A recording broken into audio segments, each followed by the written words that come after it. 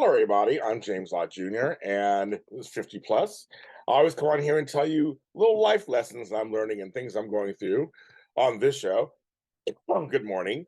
As some of you guys know, I've been going through a whole caregiving experience this year with first my stepdad and my mom, and taking care of houses and things. Well, some of you may know this also that last week, uh, my Aunt Gina collapsed and was in an induced coma for a minute and well, more than a minute a day.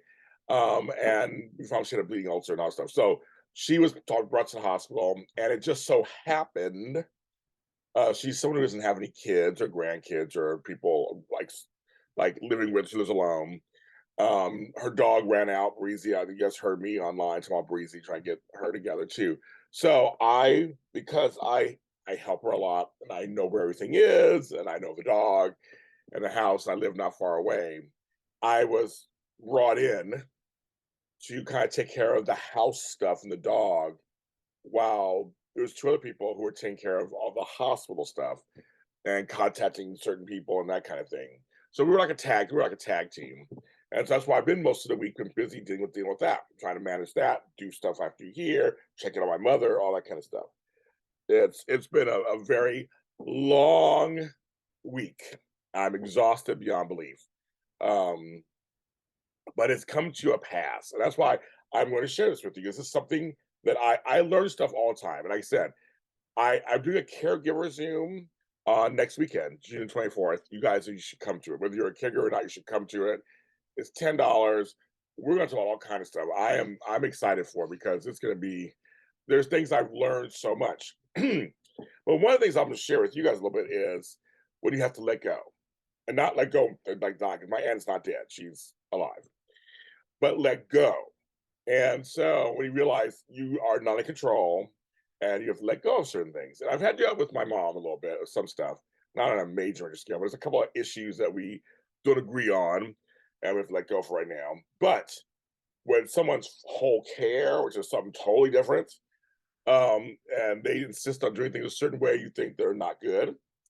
I've had to learn to let go. So here's the example. So yesterday, we're getting reports that my aunt was switched from one hospital to another and to a hospital chain that I don't care for. That and I said I just went through this with my mom, my stepdad this year.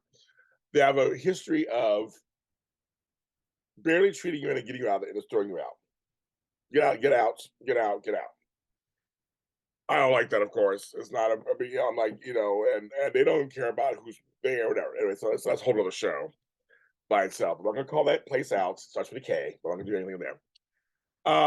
But with this case, we're thinking, oh, my aunt was switched over to this special hospital, was only there for a day, and they would kick her out or it's about releasing her. Now, at this point, my aunt can't walk, hasn't walked in like a week and can't walk. Um, still has issues. We're waiting for certain things to come up. So me and the team, our tag team, are ready to come down there. And as I said, I literally just went through this. I was trying to buy us some time because I know when they're ready to release somebody, they're ready to release somebody. That's again having to give up just what you think you're gonna let go. But I was like, let's see if we can buy a day and then like get her house in order. Because where her house is set up, every entrance has stairs. It's like I never even noticed that. I was my bro last night. I never even noticed that until I was looking around going, yeah, every single entrance, the side door, the back door, the front door. There's a ramp in the back door kind of too, but there's stairs inside the house from the sunroom to like there's sharp, narrow hallways. The toilet is whatever behind there. So I was like, and I wanted to get some supplies for her because we know what she needs. We're like, we know she'll probably need a cane, get my folding walker, a thing for the toilet so she can sit down. It's a low toilet. And my brother who works for a place called Nova Medical Products, I looked them up, was going to help me out with that. So like, we were just like, we are trying like, but the biggest thing was coverage. Who's going to be there with her? Because at least I would say the first 5 or 6 days, you need somebody there 24/7 because you can't do anything. It's like just in case anything happens or you fall or whatever, just you have somebody there. So we're coming in ready for bear, ready to go. We'll talk to nurses, doctors, whatever. We all of us get there, and it is clear. I'm not going to get all the details because that's her business. But it is clear that she's the one driving it and wants to go home. And she made it very clear to us and very sternly, in my feelings, stubbornly, but very sternly, let us know she needs to go home today. And she's not telling us the reason why, but she needs to go home today, and that's it. Like, literally, that's how she said it, basically. And we're all in shock. We started asking some just basic questions like, well, who's going to take care of, like, because some of us couldn't do it because we were busy doing other stuff or we couldn't do it. So we're like, well, who's going to take, and she was very like, I would do it myself. And just the course of the next, I would say next 10 minutes or so, to me, she didn't sound like herself.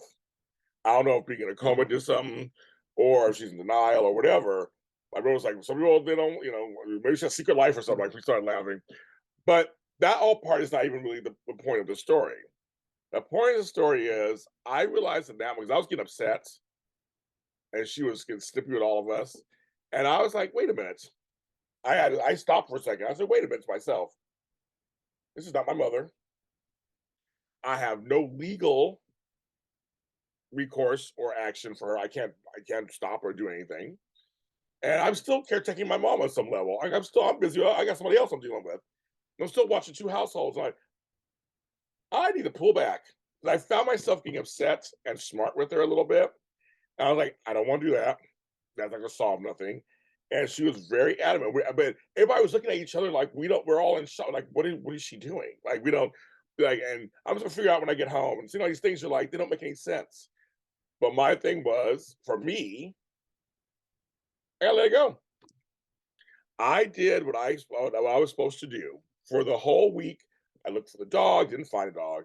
So everybody was asking, "Thank you so much." I'm done looking for the dog. So it's been 6 days where it's gone. The dog's gone. I secured her house, checked on her house, make sure that everything was still. The mail was in. The newspaper, she gets newspapers delivered. Yes, still. Newspapers like just in, but she can deliver them.